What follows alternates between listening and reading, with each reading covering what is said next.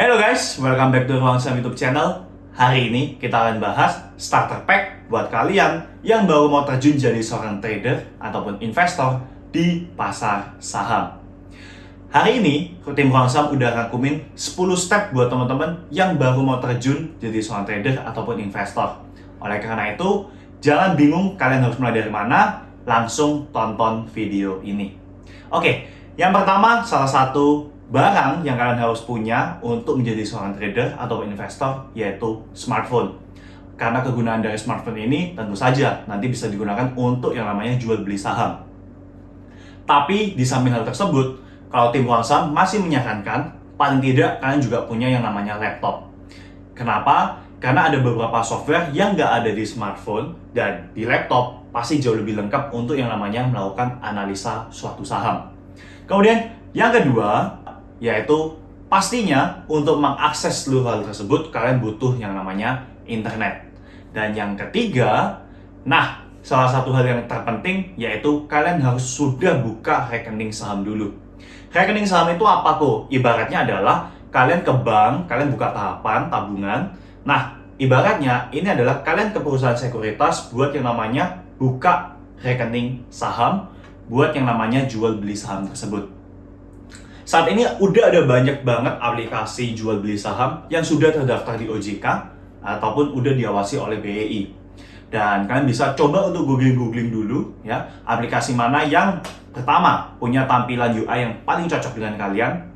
Kedua, aplikasi mana yang punya fitur-fitur terlengkap. Dan yang ketiga, coba cek transaksi fee jual belinya berapa.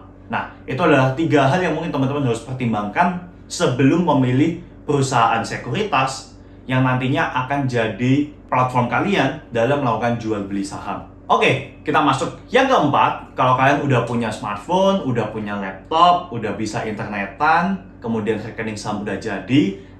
Yang keempat yaitu modal awal.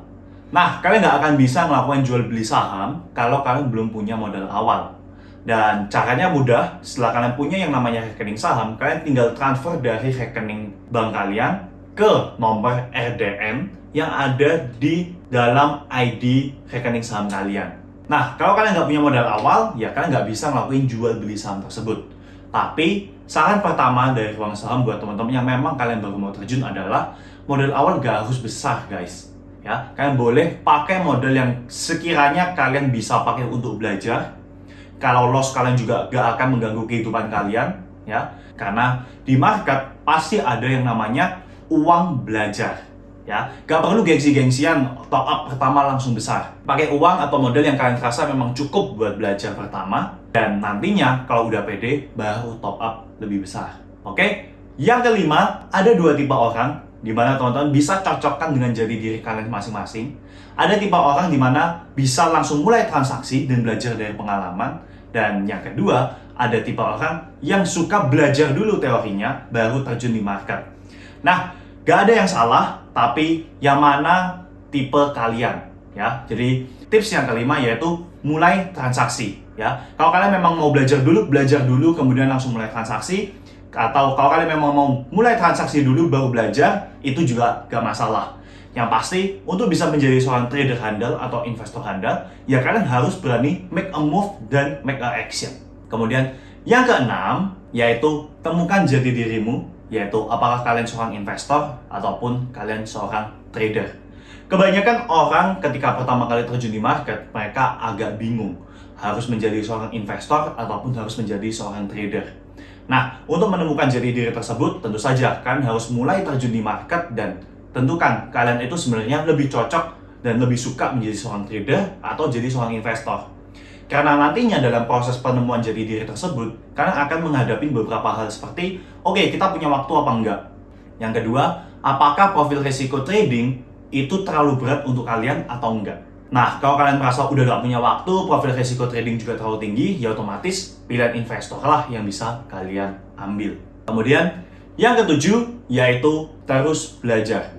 Pasti ada yang namanya loss di market. Saya pribadi ketika terjun pertama kali, 7 atau 8 tahun yang lalu ketika saya pertama kali terjun di market, ya sama, saya juga pernah ngalamin yang namanya loss. Oleh karena itu, itulah saran dari tim Ruang Saham, yaitu pakai dulu modal yang lebih kecil sebagai uang belajar. Dan yang ke-8 yaitu cari formula kalian untuk bisa dapetin cuan ataupun profit.